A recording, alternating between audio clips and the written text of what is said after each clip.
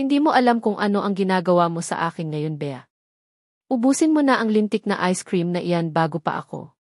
Mawala sa sarili ko, narinig kong bigkas ni Jaylord. Kaagad naman akong napairap. Ewan ko sa iyo.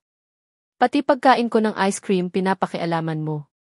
Ang laki talaga ng problema mo, Jaylord Montenegro, bigkas ko at kaagad na kinagat ang ice cream. Imbes na gusto ko pang namnamin ang sarap nito, wag na lang tuloy. Nag-uumpisa na namang mag-aburuto itong si Jaylord eh. Baka bigla niya pang agawin itong ice cream ko. Hindi niya na ako sinagot pa bagkos mabilis siyang nag-iwas ng tingin sa akin at naglakad patungo sa bintana. Hinawi niya ang makapal na kortina at tumitig sa labas. Kaagad ko namang inubos ang ice cream in cone. Parang gusto ko na din kasing matulog. Inaantok na ako. Jaylord, tapos na ako, magbabanyo na ako, tawag ko sa kanya. Muli niyang inayos ang kortina at naglakad pabalik sa akin. Sinipat ko pa siya ng tingin habang naglalakad siya palapit sa akin. Hindi ko mapigilang mapataas ang aking kilay nang mapansin ko na may bumubukol sa shorts niya. Ngayon ko lang napagtanto kung bakit bigla na namang nagbago ang mood niya. Bawal pang iapak ang paa mo kaya bubuhatin na kita. Bigkas niya sa bayu ko at akmang bubuhatin niya na sana ako pero biglang kinain ng kapilyahan ang utak ko. Pasimple kong iniwak ang isa kong kamay sa bumubukol sa kanyang harapan at hindi ko mapigilang mapahagikik nang maramdaman ko kung gaano katigas iyon. Ang gago, inabot na naman pala ng kalibugan kaya mainit na naman ang ulo. Kaya pala bigla na namang nagsungit. Shit! Ano ang ginagawa mo, young lady? Namamaos ang boses na bigkas niya. Hindi ako nagpaawat at lalo kong idiniin ang kamay ko sa harapan niya. Malabakal kasi sa tigas at kahit na may suot siyang shorts, ramdam ko ang init na nagmumula doon. Hindi na ako nakapalagpa nang bigla niya akong itulak pahiga ng kama. Mabilis akong kinabubawan at hindi na ako nakaiwas pa nang bigla niyang angkinin ang labi ko. Halimaw talaga ang lalaking ito. Kay hirap niyang biruin. Bigla na lang nanunuklaw. Jaylord. Ano ba? Busog pa ako eh. Protesta ko nang saglit niyang pakawalan ang labi ko para lumanghap ng hangin. Sa sobrang panggigil niya, halos pareho na kaming kapusin sa paghinga. Don't care. Lalo kitang bubusugin ngayong gabi. Pinilit kong pigilan ang sarili ko pero talagang pilya ka. Bigkas niya at hindi niya na ako binigyan pa ng pagkakataon na makasagot. Muli niyang inangkin ang labi ko at malugod ko namang tinugon. Wala akong balak pumasok ng school bukas kaya ayos lang naman siguro kung magpuyat kami ngayong gabi, diba? Wala namang masama kung paulit-ulit niya akong angkinin dahil ramdam ko naman kung gaano niya ako kamahal. Ramdam ko ang pagkasabik ni Jaylord habang isa-isa niyang tinatangal ang lahat ng saplot sa aking katawan. Pareho na kaming mapusok sa isa't isa. Naitaas ko na nga din ang suto niyang t-shirt eh. Fuck! You're so beautiful, sweetheart. Bigkas niya habang nakatitig sa magkabilaan kong bundok. Kitang-kita ko sa kanyang mga mata ang matinding pagnanasa. Ano pa ang hinihintay mo?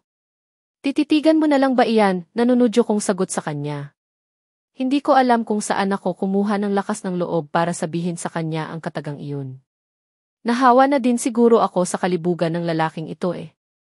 Sa bagay, kung humahanga siya sa ganda ng katawan ko, ganun din naman ako sa kanya. Kung kakisigan ang pag-uusapan, mahihiya sa kanya ang ibang mga kalalakihan dyan.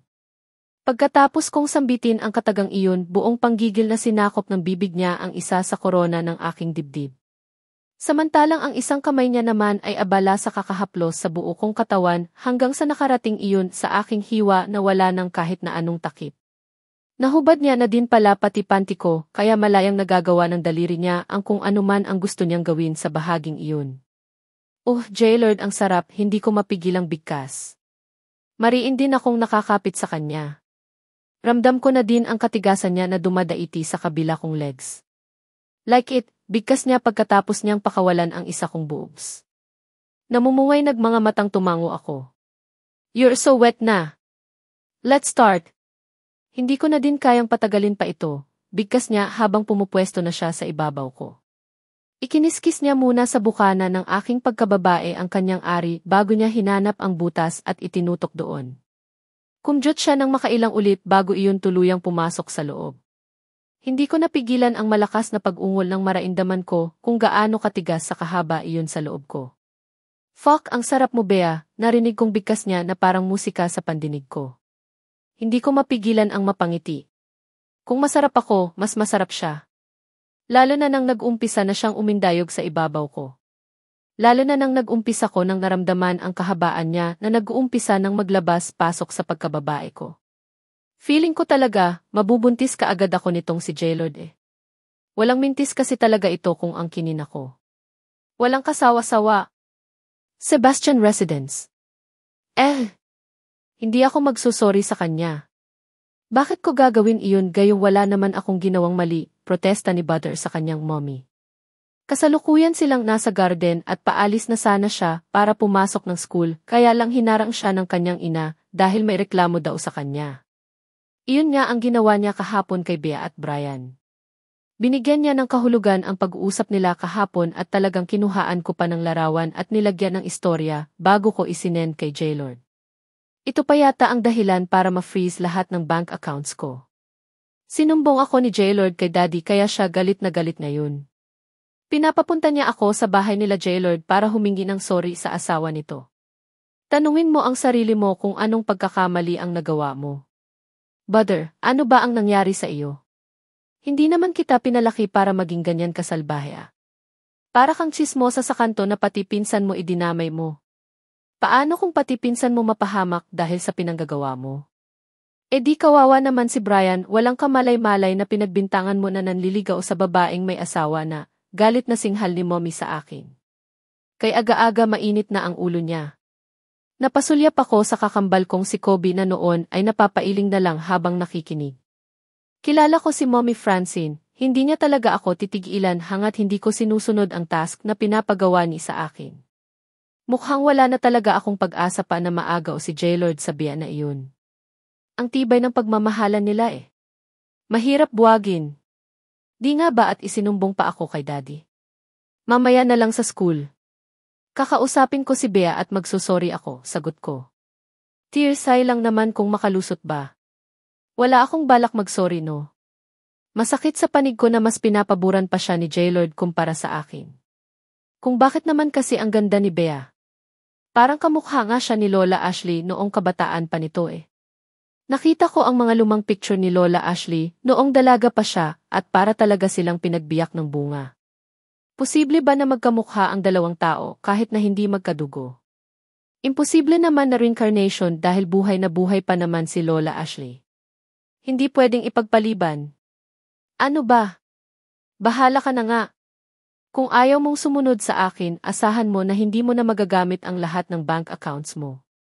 Huwag kang humigi ng tulong sa akin dahil hindi talaga kita matutulungan. Galit na singhal ni Mommy kasabay ng paglabas ni Daddy mula sa maindoor ng bahay. Bihis na ito at mukhang ready nang pumasok ng opisina. Isang hakbang na lang makakaligtas na ako sa galit ni Mommy at Daddy ngayong araw. Ano pa ang ginagawa niyan? Pumunta na ba iyan sa bahay nila Jaylord? Nagsorry na ba? Kaagad na tanong ni Daddy kay Mommy. Napahilot naman si Mommy sa kanyang sentido. Mukhang stress na talaga siya sa akin. Huwag mo nang hintayin pa na pati si Brian madamay sa kalokohan mo, Butter. Paano na lang kung sa sobrang selos ni Jaylord, dahil sa pinapakalat mong mga balita, bigla na lang niyang huntingin si Brian at patayin? May magagawa ka ba? Galit na wika ni Daddy sa akin.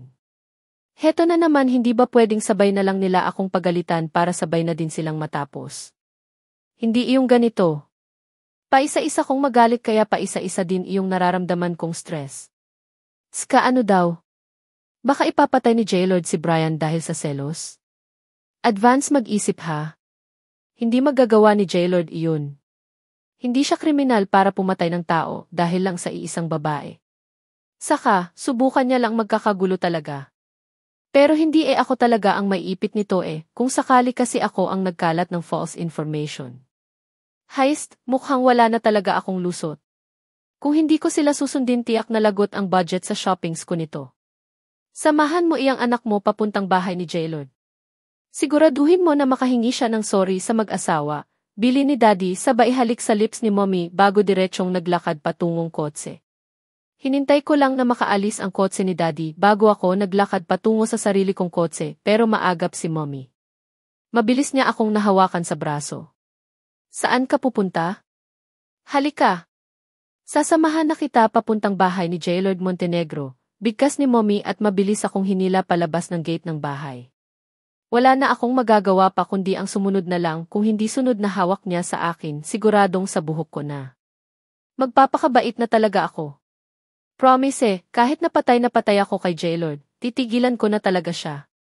Patawid na sana kami paputa sa kabilang kalsada ni Mommy kung saan matatagpuan nagbahay ni Jailord nang marinig namin ang sunod-sunod na pagbusina ng isang kotse. Napahinto kaming dalawa ni Mommy at hindi ko na napigilan ang pagsilay ng masayang ngiti sa labi ko nang mapagtanto ko kung sino ang dumating. Si Tita Trixie.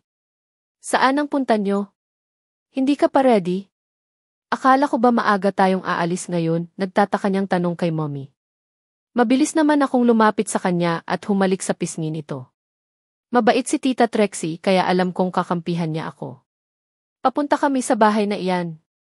May kalokohan na namang ginawa iyang pamangkin mo at sasamahan ko lang siya para makapag-sorry, sagot ni Mommy kay Tita Trixie sabay turo sa bahay ni Jailord.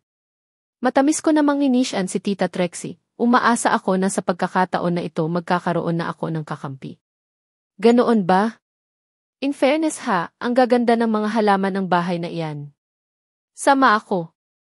Baka sakaling makahingi ng kahit sanga lang ng mga collections ng halaman niya. Nakangiting sagot naman ni Tita Trixie. Mahilig nga pala ito sa halaman at sa lahat ng mga kabahayan dito sa lugar namin. Sa bahay lang yata ni Jailord matatagputan ang iba't ibang klaseng halaman na hindi mo basta makikita dito sa Pinas. Walang lusot.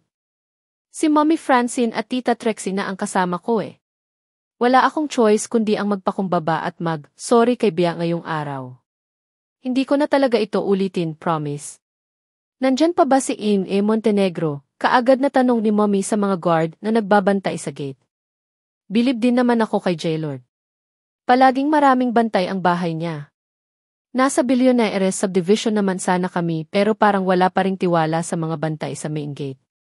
Dami pa ring bantay mismong gate ng bahay niya. Parang gusto ko na tuloy pag-isipan na may ginagawa siyang illegal eh. Sa dami ng mga tauhan niya, nagmumukha tuloy siyang gangster. Ano iyon, may threat ang buhay niya sa dami niyang bantay? Pasok po kayo, ma'am. Pababa na din po siguro si Boss Jailord, magalang na sagot ng gwardiya kay Mommy. Niluwagan niya pa ang pagkakabukas ng gate, kaya mabilis na kaming pumasok sa loob. Kung maganda ang bahay namin, mas maganda talaga itong kay Jailord eh. Bonga ang landscape at mas malaki ang swimming pool kumpara sa amin. Dagdagan pa ng fountain at may sarili din siyang malawak na man-made pond kung saan makikita ang nagagandahang koi fish. Kaya gusto kong tumabay dito sa bahay niya noon dahil sa mga nagagandahang isda eh. Para kasing wala ako sa mainit na bansa ng Pilipinas kapag nasa bakuran ako ng bahay niya. Maganda kasi sa mga mata ang nakikita ko. Maganda din naman ang bahay namin pero mas maganda dito. Lalo na at dito nakatira ang crush ko na si Jailord. Pero ngayong may asawa na siya, titigilan ko na siguro ang kakahabol sa kanya. Nagmumukha na akong cheap. Ma'am, sa garden niyo na lang daw po hintayin si Sir. Natigil lang ako sa kakahanga sa mga nakikita ko nang marinig ko ang boses ng mayordoma ni Jailord. Siya ang manager ng mga katulong at mukhang nasabi niya na kay Jailord ang presensya namin. Kaagad naman kaming tumalima sa sinabi ng kasambahay at pinaupo kami sa mismong gitna ng garden, kung saan may makikita kang kubo-inspired na pahingahan na may mahabang mesa at mga upuan sa loob. Ang ganda talaga. Dinalhan pa kami ng maiinom at iba't ibang klaseng sweets. In fairness maalaga naman pala sa bisita niya si Jailord, pero bakit kaya hindi niya ito ginagawa sa akin noon tuwing pinupuntahan ko siya dito sa bahay niya? Deadman niya ako palagi eh. Kung ako siguro ang naging asawa ni Jailord, hindi ko na talaga siguro maisip na lumabas para mag-shopping. Ang swerte naman ng Bea na iyon. Good morning po, tita. Kaagad akong napaayos ng upo nang marinig ko ang baritonong boses ni Jailord. Naglalakad na siya palapit sa amin habang halos buhatin niya na si Bea na may saklay. Wala sa sariling napatitig ako dito hanggang sa napansin ko na may benda siya sa kanyang paa. Ano kaya ang nangyari sa kanya? Maayos pa naman siya kahapon Good morning naman sa inyong dalawa. Siya ba ang asawa mo? Nakangiting sagot naman ni Mommy. Tumango lang si Jailord habang inalalayan niya si Ella na makaupo sa isang bakanting upuan. Para natuloy akong mamamatay sa ingit. Kapag sa akin siguro ito ginawa ni Jailord, baka mahimatay na ako sa kilig eh. Kaya lang hindi ako si Bea. Heist, kaya naman pala siya patay na patay kay Bea kasi ang ganda naman talaga. Bumagay sa kanya ang suot niyang spaghetti strap na dress na hanggang tuhod lang. Bumagay ang damit niya sa ganda ng hubog ng kanyang katawan. Bihira lang ako kung humanga sa kapwa ko babae pero nang dahil kay Bea feeling ko ang pangit ko tuloy. Pumunta kami dito para samahan itong si Butter na humigi ng sorry sa nagawa niya kahapon. Pagpasensyahan mo na ang anak ko, Jimmy Montenegro. Pilya lang talaga siya pero mabait naman ang batang iyan, si Mommy na ang unang nagalita sabay kalabit sa akin. Hindi ko mapigilang mapaaray dahil tumama pa sa balat ko ang mahabang kuko niya. Asawa mo? Ilang taon ka na iha? Saan mo nabili iyang kwentas na suot mo? Pwede ko bang makita? Akmang umpisahan ko na sana ang magsorry nang si Tita Trixie naman ang nagsalita. Napatitig tuloy ako sa kanya at kita ko ang pamumutla ng pisngi ni Tita habang titig na titig kay Bea. Partikular na sa suot niyang kwentas. Sa bagay, uniki naman kasi. Ang ganda ng design. Liban sa halaman, mahilig din pala mangolekta ng mga alahas si Tita. Hindi niya naman sinusuot for investment lang naman daw. Pareho sila ni Mommy ng mindset. Magnaninitin po. Galing po ito sa bowl ni nanay, sagot ni Bea sabay hawak sa suot niyang kwentas. Napansin ko ang pagpipigil ni Tita na maiyak.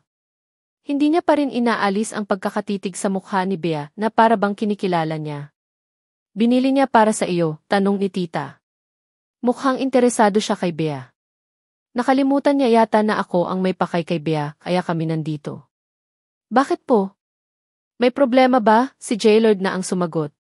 Hinapit niya pa si Ella, nakita ko din sa mga mata na naguguluhan. Ano ba ito si Tita? Mas nakakahiya ang inaasal niya ngayon. Kung may balak siyang bilihin ang kunetas na suot ni Bea, sigurado akong hindi yun ibebenta sa kanya. Mukhang antike na eh. Pwede ko bang makita ang likod mo, iha? May gusto lang akong tingnan. Gusto ko lang makasigurado, imbes na sagutin ang tanong ni Jailord, na kay Bea talaga ang buo niyang atensyon. Napatingala pa si Bea kay Jailord na halatang nagtataka din sa inaasa ni Tita Trixie. Sa totoo lang, ngayon ko lang din nakita si Tita na nagkaganito. Parang nawala siya sa sarili simula noong nakita niya ang kwentas na suot ni Bea. Kakagising ko lang ng ibalita sa akin ni Jailord na nasa ibaba daw si Butter.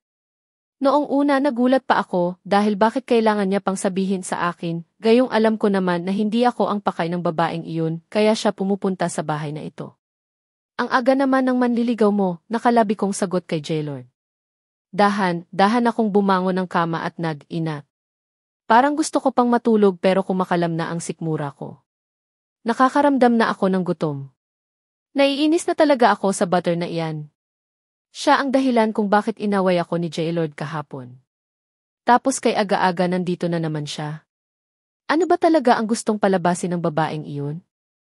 Hindi ba talaga siya titigil hangat hindi niya kami napaghihiwalay ni Jailord? Manliligaw. As don't think na kaya niya pang mangulit sa akin ngayon, nakangiti niyang sagot sa akin. Wala sa sariling. Napatitig ako sa kanya. May laman kasi ang sinabi niya eh. Sana lang talaga magawa niya na ng paraan para tumigil na si Butter sa mga nakakainis niyang ginagawa. Pagkatapos ng ilang sandali, sabay na kaming dalawa ni Jailord lumabas ng kwarto. Halos buhatin niya na ako dahil sumasakit pa rin talaga ang talampakan ko. Diretso kami sa labas ng bahay at tinahak namin ang daan patungong garden. Malayo pa lang napansin kong nang hindi lang nag-iisa si Butter. May mga kasama siya na 2 babae. Binati lang sila ni Jailord at inalalayan na ako nitong maupo sa isang bakanting upuan. Nagtatalo pa nga ang isipan ko kung babati din ba ako sa kanila gayong hindi ko naman sila kilala.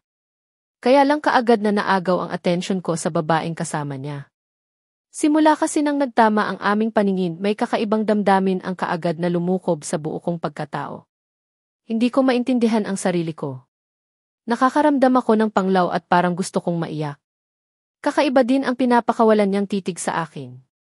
Lalo na nang nagsalita siya at sa akin lang nakafocus ang buo niyang atensyon. Tinanong niya pa ako kung saan daw galing ang kwentas na suot ko. Pwede ko bang makita ang likod mo, iha? Narinig kong muling wika niya.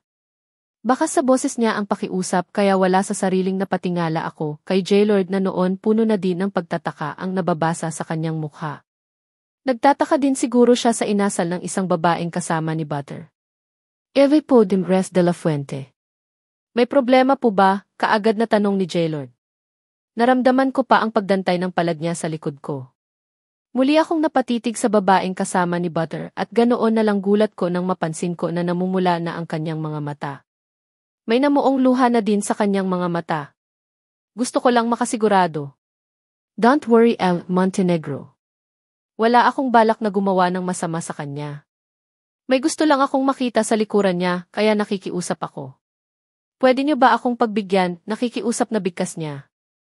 Muli akong napatitig kay Jaylord sabay tango. Trixie Gaglay. May problema ba? Narinig ko pang tanong ng isa pang babae. Tinawag siyang mommy ni Butter kanina, kaya nahihinuha ko na siya ang ina ni Butter at Trixie naman ang pangalan ng kasama niyang isa pang babae.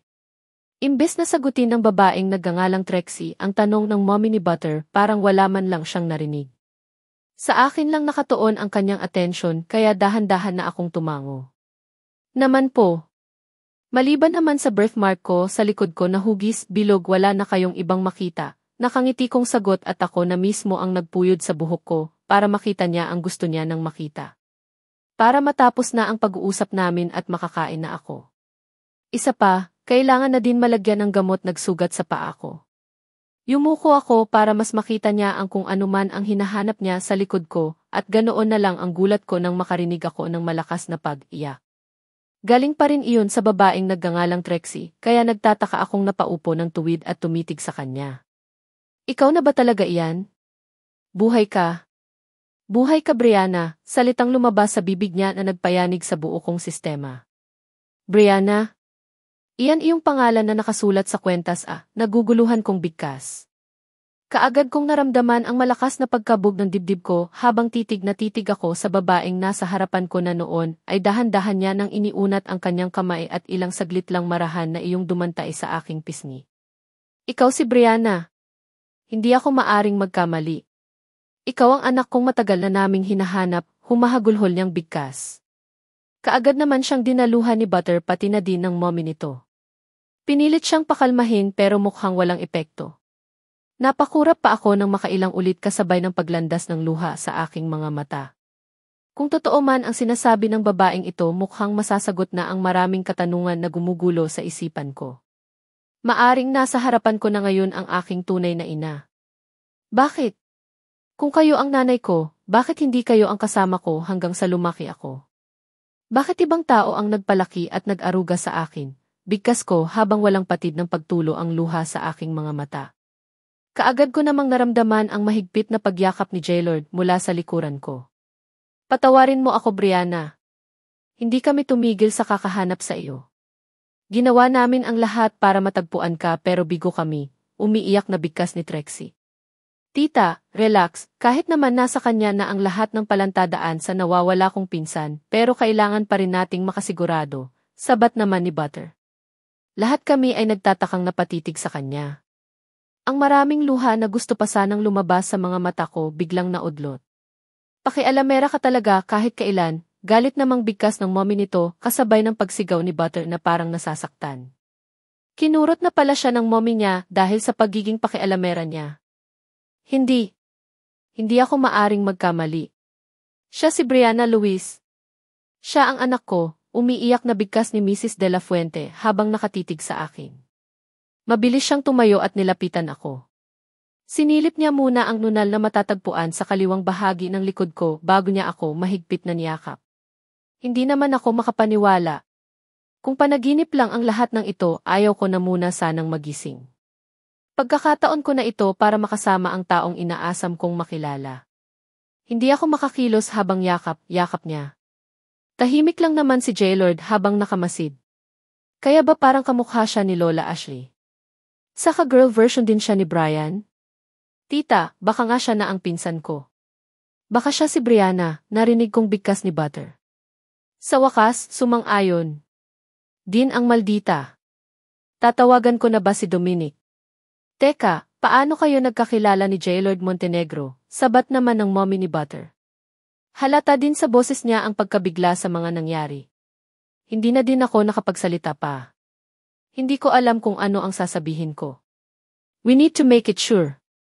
Tatawagan ko si Dorothy Robles para maisagawa sa lalong madaling panahon ang i-test si Jailord na ang sumabat.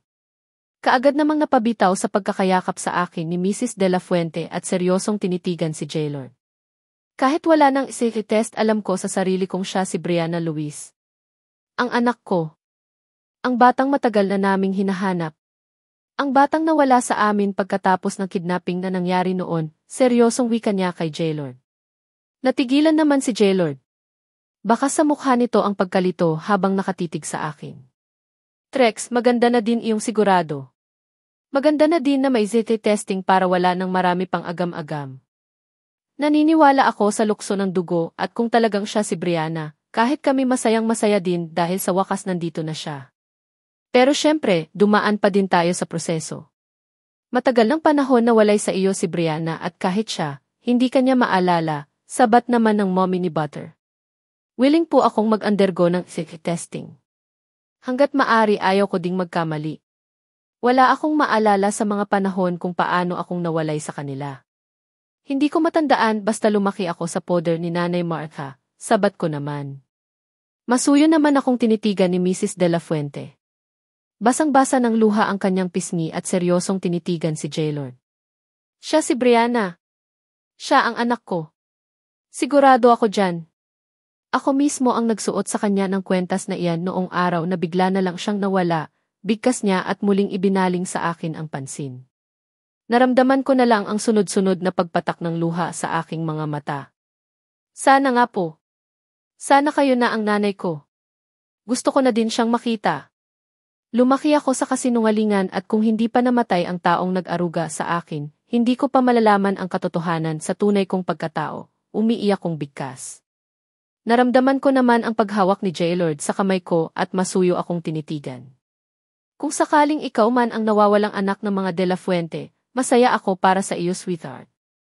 Pero kailangan niyo pa rin mag-undergo ng ZT testing. Para sa katahimikan ng lahat, masuyo niyang bigkas sa akin kaagad akong tumango. Of course, willing akong magpadna test. Gusto ko na ding malaman kung sino ba talaga ako. Kung saan ako nagmula at sino-sino ang pamilya ko, sagot ko. Mabilis na lumipas ang 1 oras. Kasabay ng pagdating ng doktor na magsasagawa ng ZT testing ay ang pagdating ni Mr. Dominic De La Fuente. Kaagad akong nakaramdam ng hindi maipaliwanag na tuwa nang yakapin niya ako. Tinawag niya pa akong Brianna Luis na para bang siguradong-sigurado siya na ako ang anak niya. Hinanap kita kung saan-saan. Namatay ang mga taong kumignap sa iyo, kaya hindi kami makakuha ng tamang lead. Patawarin mo ako, anak. Patawarin mo ako kung nabigo akong matagapuan ka kaagad. Bigkas niya na parang isang mainit na bagay ang kaagad na humaplos sa puso ko. Sa ipinapakita niya ngayon, ni hindi man lang siya nagdalawang isip na iparamdam sa akin na ako nga ang nawawala niyang anak. Na ako nga si Brianna Losi. Si Ana Samonte po ba ang tinutukoy niyong isa sa mga kidnappers ko, wala sa sariling bigkas ko? Si Ana Samonte ay ang anak ni Nanay Martha na nasa larawan kung saan buhat-buhat ako. Si Ana, ang yaya mo, tanong niya sa akin. Napansin ko sa kanyang mga mata ang tinitimping galit habang sinasambit ang katagang iyon. Dahan-dahan naman akong tumango. Natuklasan ko lang ang tungkol sa kanya noong namatay si Nanay Martha. Kasabay sa nakuha ko sa bowl ay ang larawan kung saan karga-karga niya ako. Iyon nga lang nawala ko ang bag kung saan ko nailagay ang mga larawan na iyon, kaya wala akong maipakita sa inyo. Mahinang sagot ko at pasimple kong sinulyapan si Jailord.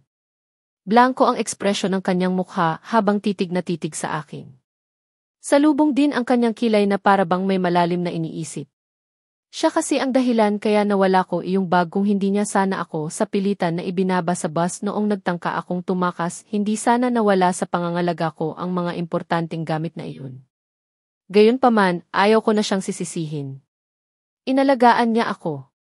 Ibinigay niya ang lahat sa akin pati na din ang buo niyang atensyon. Minahal niya ako ng sobra, kaya wala akong balak na sisihin siya sa pagkawala ng bag na iyon. Kaagad kaming kinuhaan ng sample for ZT testing. Lalabas din daw kaagad ang result after a week kaya naman excited na kaming lahat. Pwede bang sa bahay ka na lang muna habang hinihintay natin ang result ng test? Kahit naman wala pa ang result na iyon, sigurado naman ako na ikaw talaga si Brianna eh. Sobrang namiss kita at gusto kitang makasama sa lahat ng oras, nakikiusap na wika ni Mommy Trixie. Mommy na lang daw ang itawag ko sa kanya, dahil sigurado naman na daw siya sa sarili niya na ako ang nawawala niyang anak. I am sorry Mrs. De La Fuente. Bea is the wife at kung saan ako, nandoon din siya dapat. Hindi ko mapapayagan na sumama siya sa inyo, gayong hindi pa naman 100% sure na siya ba talaga ang nawawalan niyong anak, seryosong sabat naman ni Jaylord. Mula sa katapat na sofa, tumayo siya at naupo sa tabi ko. Inakbayan pa ako na para bang ipinapakita sa lahat na hindi ako pwedeng umalis sa tabi niya. Naiintindihan ko ang tungkol sa bagay na iyan pero sana maintindihan mo din na kami ang kanyang pamilya. Matagal siyang nawalay sa amin at gusto din namin siyang makasama ng matagal, sagot naman ni Mommy Trixie. Hindi ko tuloy malaman kung sino sa kanilang dalawa ang papanigan ko. Gusto kong makasama ang tunay kong pamilya pero ayaw ko din naman malayo kay Jaylord. Baka mamaya, malingat lang ako na agaw na pala siya ng iba sa akin. Ayaw na ayaw kong bigyan ng chance si Butter na muli niyang landiin ang asawa ko. Wala pa naman po ang result. Saka hindi din po ako pwedeng umalis sa tabi ng asawa ko. Nasanay na po kasi ako na siya ang palagi kong kasama, nahihiya ko namang sagot. Nasulyapan ko pa ang pag-ismid ni Butter. Kontrabida talaga ang babaeng ito. Kapag mapatunayan na tunay kong mga magulang sila Mr. and Mrs. De La Fuente, siya talaga ang una kong papatalsikin si De La Fuente Universe. Wala akong pakialam kahit na pinsan ko siya. Ang laking perwisyo itong binigay niya sa akin. Hindi ako makalakad ng diretso dahil sa mga pinanggagawa niya. Hindi sana magselo si Jaylord at wala sana akong sugat sa paa ngayon. Kahit wala pa ang result. Pwede ka sa bahay. Pwede mo din isama ang asawa mo kung gusto mo. Gusto pa kasi kitang makasama ng matagal anak. Matagal na panahon na hindi ka namin nakasama kaya sana pagbigyan mo naman kami, sagot naman ni Mommy Trixie. Gusto ko ang offer niya pero hindi ko naman din alam kung papayag si Jaylord. Ayaw kong muling siyang magalit sa akin. Tama ang mommy mo Brianna. Pwede naman kayo sa bahay. Saka naaalagaan ka ba talaga ng maayos ng asawa mo? Ano ang nangyari sa iyo? Bakit may sugat ka sa paa? Si Daddy Dominic naman ang sumabat. Mr. De La Fuente, hindi pa napapatunayan kung si Bea ba talaga ang hinahanap niyong anak. Hintayin muna natin ang result ng AA bago natin pag-usapan ang tungkol sa bagay na ito, sagot naman ni Jaylord. Hindi naman ako nakaimik. Saka, huwag kayong mag-alala. Alagang-alaga ko si Bea kaya wala kayong dapat na ipangamba.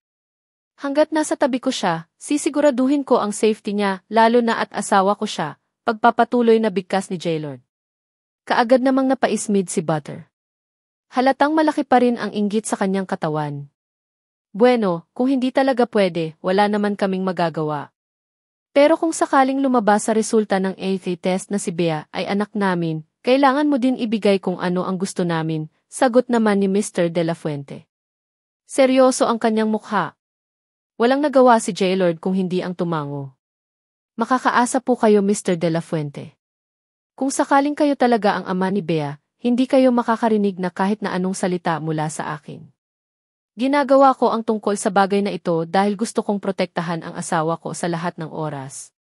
Mahal ko siya at wala akong ibang hangad kundi ang kaligayahan niya, seryosong sagot naman ni Jaylord dito. Sa sinabing iyon ni Jaylord, hindi ko napigilan ang sarili ko na mapangiti.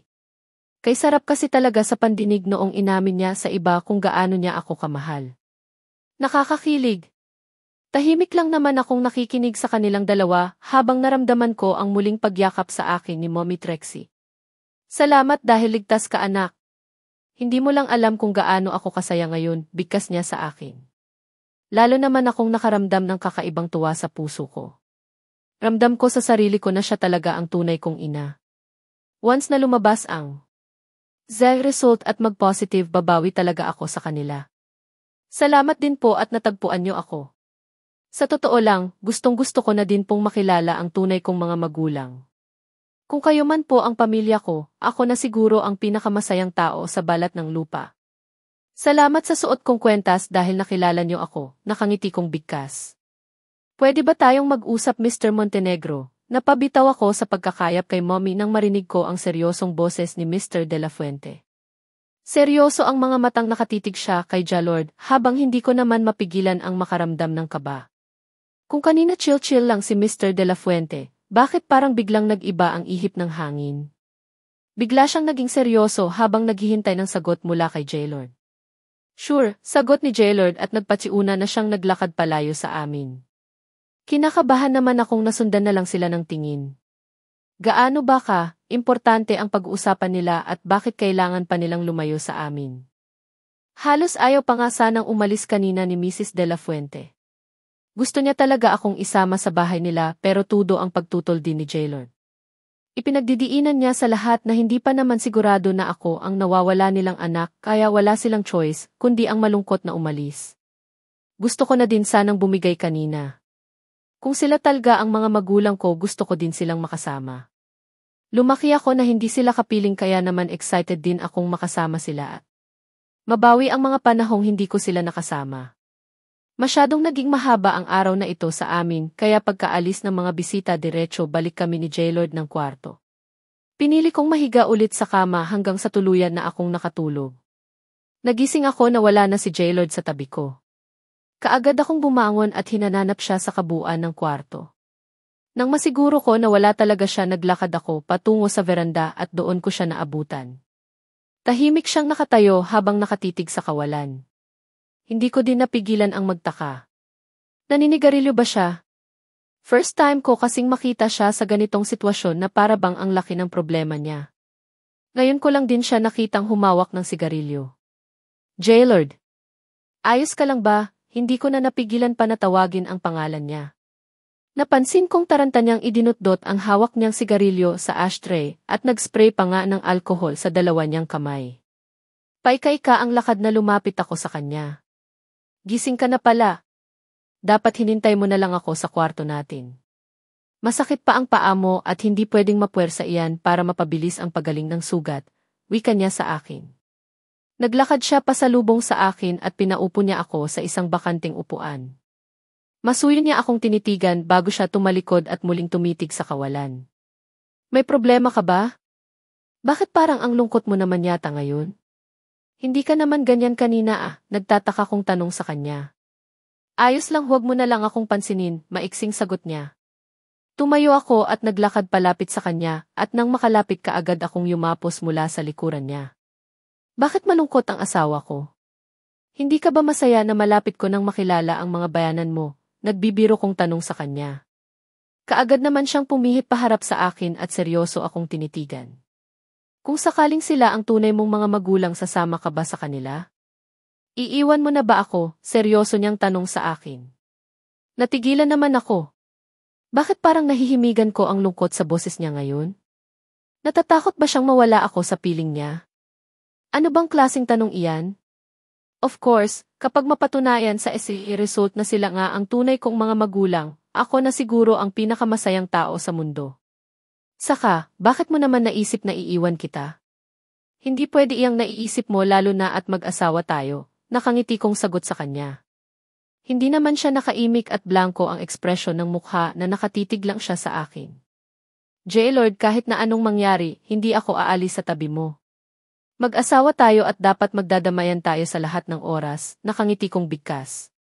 Nakatitig lang siya sa akin at parang wala siyang balak na magsalita, kaya masuyo kong hinaplos ang kanyang pisngi. Ano nga pala ang napag-usapan yung dalawa kanina ni Mr. De La Fuente?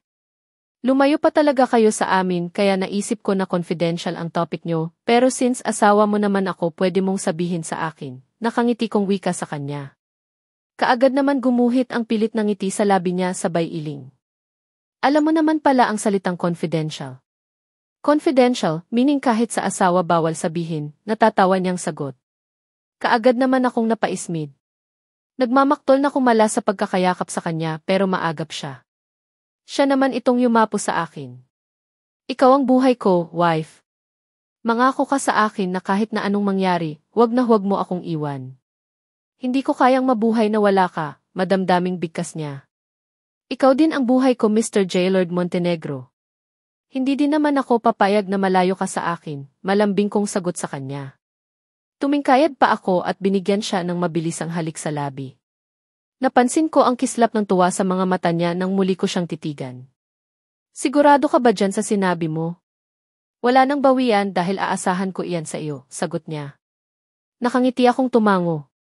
Alam mo ba ang reason kung bakit ayaw kong sumama sa kanila kanina? Nakangiti kong tanong sa kanya. Umarte pa siya na kunwari ay nag-iisip bago niya pabirong pinisil ang ilong ko. Bakit wife? Anong dahilan mo? Alam mo bang takot ako kanina na baka pumayag ka sa gusto nila? Hindi ko kayang matulog sa kama natin na hindi kita katabi at buti na lang talaga tinangihan mo ang paanyaya nila. Nakangiting bigkas niya. Muling gumuhit ang ngiti sa labi ko. Ang cute kasi talaga niya eh. Malayong-malayo na ang ugali niya kumapara noong bago pa lang kami nagkakilala. Kaya hindi ako sumama sa kanila dahil natatakot akong baka kapag wala ako, bigla ka nalang puntahan nila Butter or ni Monique at Gapangin, nakalabi kong sagot kasabay ng malakas niyang pagtawa. Naiinis naman akong napatitig sa kanya. Ano kaya ang nakakatawa sa sinabi ko? Jailord naman. Pinagtatawanan mo ba ako? Kunwari galit kong bigkas at akmang maglalakad na paalis nang bigla niya akong hapitin sa baiwang. Nope. Masaya lang ako dahil sa mga narinig ko mula sa iyo. I love you, B. Walang ibang babae ang pwedeng gumapang sa akin, kundi ikaw lang, bigkas niya sa may punong tainga ko. Hindi ko naman napigilan ang mapahagikik dahil sa kiliti na hatid ng ginawa niyang iyon sa akin. Ang apo ko. Sa wakas, nandito ka na, umiiyak na bigkas ni Lola Ashley. Halos ayaw niya akong bitawan sa sobrang higpit ng pagkakayakap niya sa akin. Nandito ulit sila sa bahay dahil dumating na ang result ng HIV test at positive nga iyon. Ako ang nawawalang anak nila Dominic at Trixie de la Fuente. Isa akong de la Fuente at sa wakas nabigyan na din ng kasagutan ang matagal nang gumugulo sa isipan ko. Lali. Humagahulhol kong bigkas. Ramdam ng puso ko ang init ng pagmamahal niya sa akin. Para akong nakalutang sa alapaap dahil sa sobrang tuwa na nararamdaman ng puso ko. Hindi talaga ako nagkamali. Siya nga si Brianna. Sa wakas, nandito na siya. Natagpuan na natin siya, narinig kong bigkas ni Mommy Trixie. Ramdam ko ang paulit-ulit na paghaplos niya sa likuran ko. Pakiramdam ko lahat ng pagod at hirap na napagdaanan ko ng maraming taon biglang naglaho dahil kasama ko na sila. Bugso ng damdamin, walang ibang narinig sa paligid kundi ang mahinang iyak at impit na pahikbi. Nang pakawalan ako ni Lola Ashley sa pagkakayakap, kaagad namang pumalit ang lolo ko. Paulit-ulit niya akong hinalikan sa tuktok ng ulo ko habang tumutulo ang luha sa kanyang mga mata. Welcome back, Apo. Sobrang na-miss ka ng pamilya natin, bigkas niya. Lalo naman akong napahagulhol ng iyak. Isa sa pinakamatamis na salita na narinig ko sa tanang buhay ko. Ang salita na nagmumula sa istrikto at masungit kong lolo. Si Lolo Ryder James Sebastian. Lumipas ang ilang sandali. Hindi kami magkamayao sa aming kumustahan at kwentuhan. Dumating na din sila Butter kasama ang kanyang mga magulang at kapatid. Nandito din ang kakambal kong si Brian Adam na halos ayaw nang umalis sa tabi ko. Ilang beses niyang sinabi sa akin na kaya pala sobrang lapit ng loob niya sa akin dahil ako daw pala ang nawawala niyang kakambal. Halos sabay pala kaming isinilang dito sa mundo at sabay din kaming nakidnap noon. Kaya lang hindi ako pinalad na mailigtas. Nagawa kasi akong ilayo ng dati kong yaya na anak pala ni Nanay Martha. Nakilala ko din ang iba ko pang mga kapatid na sila Mirabella, Draniel at bunso na si Fiona. Imagine, ang dami ko palang kapatid. Pangarap pala nila mommy at daddy na magkaroon ng maraming anak. Oh my God! Talaga bang magpinsan tayo? Hindi ba ito isang panaginip lang, maarteng bigkas ni Butter sa akin nang humupa na ang tensyon. Sa halos 3 oras na wala kaming ibang ginawa kundi ang mag-iyakan at magkumustuhan, nakakagutom din pala. Mabuti na lang at todo rescue ang asawa kong si Jailord. Nagpa-deliver siya ng maraming pagkain kaya ang ending nagkaroon tuloy ng mini reunion sa bahay namin. Nakita at napanood mo naman siguro ang mahabang iyakan at kumustahan na naganap, diba? Ano iyan, hindi lang lesson sa school mapurol ang utak mo, kundi pati na din sa mga ganitong bagay, bagay na nangyari sa pamilya natin, nang aasar na bigkas naman ng kanyang kakambal na si Kobe. Hindi ko tuloy mapigilan ang matawa. Talaga bang ganito sila mag-usap? May kasamang kurot sa damdamin? Nga pala, mga pinsan ko sila kaya dapat masanay na ako sa kanila. Lagot talaga itong Butter na ito kapag ulitin niya pa ang pang-aakit niya kay Jaylord. May dahilan na talaga ako na ingudngud ang makinis niyang mukha sa sahig. Ano ba, Kobe? Kung wala kang matinong sasabihin, pwede bang itikom mo iyang bibig mo? Aminado naman ako na mapurol ang utak ko. Kaya nga hindi ako makagraduate kahit ano ang gawin ko. Ano ang magagawa ko? Mas lamang ang ganda ko kumpara sa talino, galit naman na sagot ni Butter sa kanyang kakambal. Hindi ko tuloy mapigilan na mapangiwi. Kanina ko din lang nalaman na 23 years old na ito. Which is ang kakambal niyang si Kobe ay nag-umpisa ng magtrabaho sa family business nila samantalang itong si Butter nag-aaral pa rin. Kahit na pag-aari ng pamilya namin ang eskwelahan, hirap daw kasi talaga itong makapasa. Baka maunahan ka pang graduate ni Jenny nang iinis na bigkas pa rin ni Kobe. Ang Jenny na tinutukoy niya ay ang bunso nilang kapatid. Ano ngayon? Kahit na tumanda pa ako sa school wala ka na doon. Pakialamero, bigkas ni Butter at bigla na lang nag-walk out. Hindi na yata kinaya ang pang-iinis sa kanya ng kakambal niya.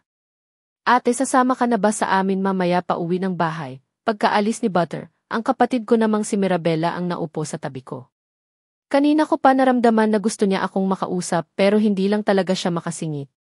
Nang marinig ko ang tanong niya, saglit pa akong napatingin sa gawin ni Jaylord na kausap niya si Lolo Ryder at Daddy Dominic.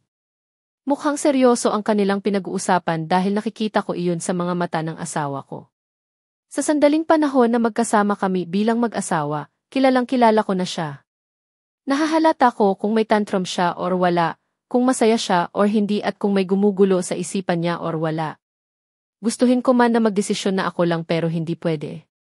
Kailangan ko pang makausap si Jaylord tungkol sa bagay na iyan, nakangiti kong sagot kay Mirabella. Saglit siyang natigilan at napatigil na din sa gawin nila Jaylord. Dahan-dahan siyang umiti at humawak sa braso ko. Sa pamilya natin, ikaw ang naunang nag-asawa ate. Sa bagay, gwapo naman kasi talaga si Kuya Jaylord. Kaya lang, playboy siya noon sabi ni Daddy, sagot niya sa akin. Hindi ko na napigilan pa ang sarili ko. Malakas akong natawa. Nagtataka namang napatitig sa akin si Mirabella. Alam ko na ang tungkol sa bagay na iyan at proud akong sabihin sa iyo at kila Mommy at Daddy na nagbago na siya simula noong naging mag-asawa kami. Ako na lang ang babaeng para sa kanya at malaki ang tiwala ko na hindi niya ako lolokohin, nakangiti kong sagot sa kapatid ko. Sa bagay, subukan niya lang nalokohin ka, kundi malalagot siya kina Lolo at Daddy, natatawa namang sagot sa akin ni Mirabella. Para namang may mainit na bagay ang biglang humaplos sa puso ko. Ang sarap pala sa pakiramdam kapag may pamilya ka na handa kang ipagtanggol sa lahat ng oras. Okay ka lang ba? Bakit sobrang seryoso naman yata ng asawa ko? Sa wakas, nakaalpas din at muli kong nalapitan ang asawa ko na tahimik na nakatayo dito sa gilid ng pool. Tagus-tagusan ang tingin at halatang may malalim na iniisip. Hindi ko na napigilan ang sarili ko. Mula sa kanyang likuran, naglalambing akong yumakap sa kanya. Alam kong nakatingin sa gawin namin ang mga magulang ko, kapatid at mga kamag-anak pero baliwala sa akin iyon. Gusto ko ngang ipakita sa kanilang lahat kung gaano ko kamahal ang lalaking ito. Kahit sino pa siya, siya ang tagapagtanggol ko. Kung hindi niya ako sa pilitan na isinama sa kanya dito sa Manila, baka hanggang ngayon, hindi ko pa din kilala kung sino ang mga magulang ko. Kailaki ng mundo at mahirap talagang hanapin ang mga taong hindi mo kilala at wala kang idea kung sino sila. Kanina pa kita gustong lapitan kaya lang busy ka masyado. Kumain ka na ba? Narinig kong tanong niya. Hinawakan niya pa ang kamay ko na nakadantay sa kanyang tiyan. Umiling ako kahit na hindi niya nakikita iyon. Hindi pa hinihintay kong ang lapitan mo ako kanina para yayain akong kumain, kaya lang busy ka sa pakikipag-usap kina Daddy at Lolo, malambing kong bigkas. Hindi ko maintindihan ang sarili ko. Parang kay sarap maglambing sa kanya. Dahil ba alam kong kumpleto na ang buo kong pagkatao at pwede ko nang tutukan ang pagsasama namin? Ano man ang dahilan basta ang importante, masaya ako at magkasama kaming dalawa.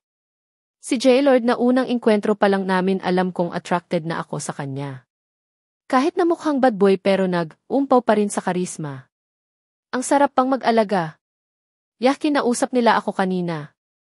Gusto nilang bigyan ko sila ng chance na makasama ka rin, bigkas niya. Kaagad namang napakunot ang noo ko dahil sa sinabi niya. Ramdam ko din kasi sa boses niya ang sobrang lungkot. Ano ang ibig mong sabihin? Nagtataka kong tanong sa kanya. Sweetheart, ayaw mo bang makasama ang pamilya mo ngayong kilala mo na sila? Seryoso niyang tanong sa akin. Napakalas ako sa pagkakayapos sa kanya at pilit siyang pinapaharap sa akin. Nang humarap siya sa akin, kaagad kong napansin ang lungkot na nakaguhit sa kanyang mga mata na simula nang nagkakilala kami ngayon ko lang nakita sa kanya. Gusto. Kaya lang mag-asawa na tayo, di ba?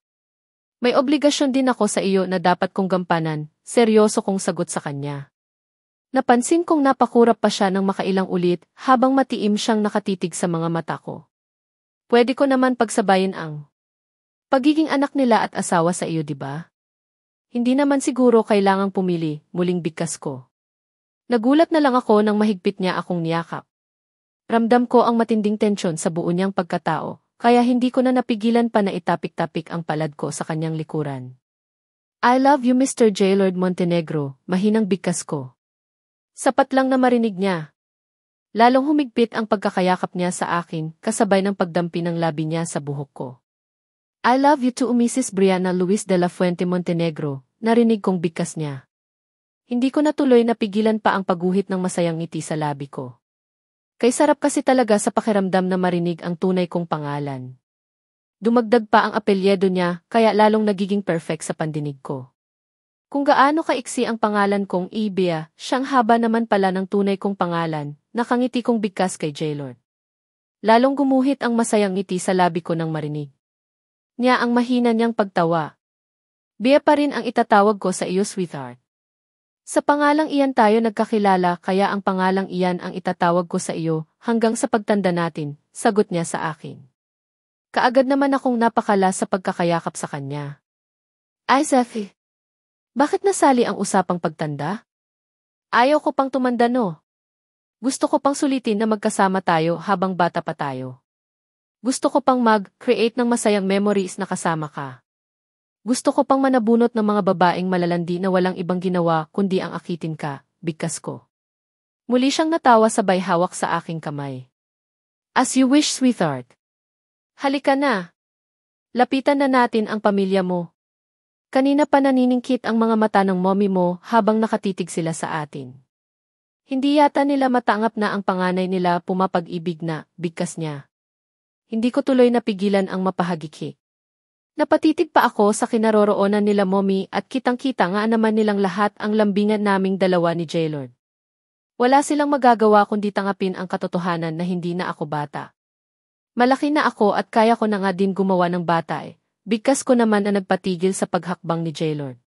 Tulala itong napatitig sa akin kaya mabilis akong kumalas sa pagkakahawak sa kamay niya at kaagad akong naglakad patungo sa umpukan ng aking pamilya kung saan nakaharap sila sa maraming pagkain na nakalatag sa mesa. Ang daming in-order na pagkain kanina ni Jailord. Halos hindi nga nagagalaw eh. Mayayaman ang mga magulang ko at lahat ng kamag-anak ko at hindi sila masiba sa pagkain. May mga alak din. Balak yata nilang maglasing ngayong araw. Iba na talaga ang my love life. Bigla naman akong nainggit, narinig kong bigkas ni Kobe. Matamis ko lang siyang ninisyan at binalingan si Jailord na noon nasa tabi ko na ulit. Pinaghilan niya ako ng upuan at pinaupo niya muna ako bago siya naupo sa tabi ko. Jailord. Gusto ko iyan, malambing kong utos sa kanya sabay turo sa isang putahe na hindi familiar sa akin. Putahe siguro ng mga mayayaman kaya gusto kong tikman. Kaagad naman siyang tumalima. Tinatanong niya pa ako kung ano ang gusto ko pang kainin at lahat ng itinuturo ko kaagad niyang nilalagay sa pinggan ko. Ni hindi ko man lang naisip na nakuha na pala namin ang atensyon ng lahat. Kaya pala ayaw sumama sa atin sa bahay kahit saglit lang. Inispoiled pala masyado, narinig kong sambit ni mommy. Kaagad namang umalingaw-ngao sa paligid ang masayang tawanan. Ayaw mo ba talagang pagbigyan muna si mommy anak? Malungkot na tanong ni mommy sa akin. Kasalukuyan na silang naghahanda pa uwi ng bahay at gusto nila akong isama pero tumanggi ako. Ang dahilan ko, bukas na lang ako dadalaw ng bahay. Gabi na at kailangan ng matulog ni Jailord dahil may meeting siya bukas ng umaga. Ayos naman na sana kay Jailord na sumama ako sa bahay ng mga magulang ko. Kasama nga siya dapat actually eh. Kaya lang kung ngayon namin gagawin mas lalong late na siyang makakatulog nito, kaya balak ko bukas ng umaga na lang ako dadalaw sa bahay namin. Lalo na ngayong pinag-iisipan nilang sabay kaming mag-celebrate ng 90th birthday ng kakambal kong si Brian Adam. Kailangan namin tahiin ang mga detalye. Iyon din kasi ang kauna-unahan na mag-a-appear ako in public bilang bahagi ng pamilyang De La Fuente. Kaya dapat talaga maging handa ako para hindi mapahiya ang mga magulang ko. Lumaki ako sa malayong lugar na salat sa yaman, kaya lahat ng magiging experience bilang anak mayaman ay bago sa akin. Okay, aasahan kita bukas sa bahay ha? Mag-ingat ka palagi anak, bigkas ni mommy. Siya na lang itong hindi tapos ang pagpapaalam sa akin. Kanina pa nakauwi sila Tita Trixie, kasama ng kanilang anak pati na din sila lola at lola. Si mommy, heto siya na lang ang hinihintay nila daddy sa kotse at lalarga na sana. Ibang klase pala talaga magmahal ang isang ina. Promise mom darating ako bukas sa bahay natin. Nag-promise si J-Lord kanina na siya mismo ang maghahantid sa akin, di ba? Kaya asahan niyo ang presensya ko bukas at dapat may mga nakahandang masasarap na pagkain ha, nakangiti kong bigkas. Kaagad naman gumuhit ang masayang ngiti sa labi ni Mommy. Muli akong niyakap at hinalikan sa pisngi.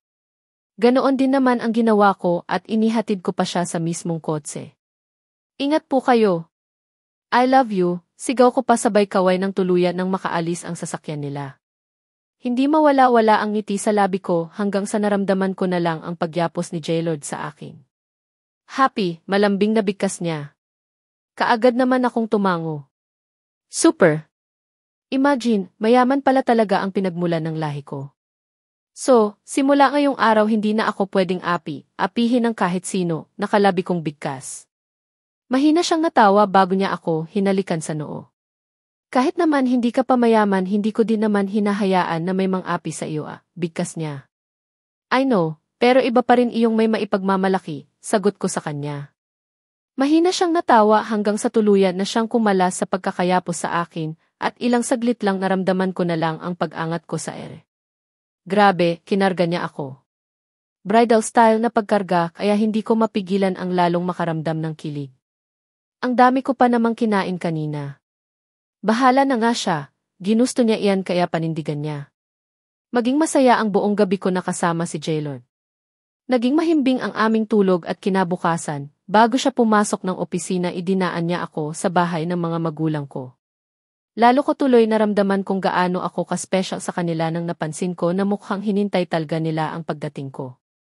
Ni hindi nga pumasok si Daddy sa opisina para daw makasama nila ako buong araw. Welcome home anak, narinig kong bigkas ni mommy sa akin. Walang katapusang yakapan na naman ang naganap sa pagitan naming lahat. Buong pamilya, lahat masaya sa pag-welcome nila sa akin. Kahit na kumain na ako sa bahay namin ni J-Lord, bago kami umalis kanina, sumabay pa rin ako sa breakfast nila. Mabuti na lang talaga at hindi ako tabain kung hindi baka magiging dabianan na ako nito dahil sa sobrang takaw ko. Kumusta nga pala ang pagsasama niyo ni J-Lord Montenegro anak? Hindi ka ba niya sinasaktan? Mabait ba siya sa iyo? Maya-maya tanong ni mommy sa akin. Ramdam ko ang biglang pananahimik ni daddy pati na din ng mga kapatid ko. Mukhang interesado silang lahat sa isasagot ko. Sumimsim muna ako ng juice na nasa harap ko bago ko sinagot ang tanong niya. Mabait po si J-Lord mom. Simula noong nagkakilala kami, wala na siyang ibang ginawa kundi alagaan ako at iparamdam sa akin kung gaano ako kahalaga sa kanya, proud kong sagot. Alam kong kaya sila nagtatanong sa akin tungkol sa bagay na ito dahil concern lang sila kalagayan ko ngayon. Alam ko din kung ano ang inisip nila, napakabata ko. Para mag-asawa. Kaya lang hindi boto sa akin mga pamilya niya ang daddy niya at ang kanyang stepmother. Tapos iyong half-brother niya naman nanliligaw sa akin noon. Malapit sa hasyenda ng mga Montenegro ako lumaki at doon din kami nagkakilala, sagot ko. Napansin kong kaagad na nagkatinginan sila mommy at daddy. Napansin ko pa nga ang bahagyang pagkunot ng noo ni Daddy na parang hindi niya nagustuhan ang pagsusumbong na ginawa ko sa kanila tungkol sa pamilya ni J-Lord. May ibang gusto silang babae para kay J-Lord kaya siguro ayaw nila sa akin. Anak ng mayor malapit din sa lugar na iyon. Kaya lang ipinaglaban ako ni J-Lord at dinala niya ako dito sa Manila Kaya kahit ayaw nila sa akin, wala silang magagawa, nakangiti kong pagpapatuloy sa aking kwento. Ganoon ba? Ano daw ba ang reason at ayaw nila sa iyo? Bulag ba sila ang ganda ng anak ko tapos ere-reject nila? Tanong ni Mommy. Ramdam ko ang inis sa boses niya, kaya parang lalo tuloy akong ginaganahan magkwento. Masarap pala magsumbong ng hinanakit sa mga magulang lalo na at nakikita mong kampi sila sa iyo. Siguro dahil pura ko. Lumaki akong si Nanay Martha lang ang kasama ko na nagsa-sideline lang din noon sa hasyenda nila tuwing may okasyon, kaya ang tingin din nila sa akin, isa akong basura, nakalabi kong sagot. Lalo namang sumama ang templa ng mukha ni Mommy samantalang si Daddy naman kita ko ang pagtatagis ng kanyang bagang.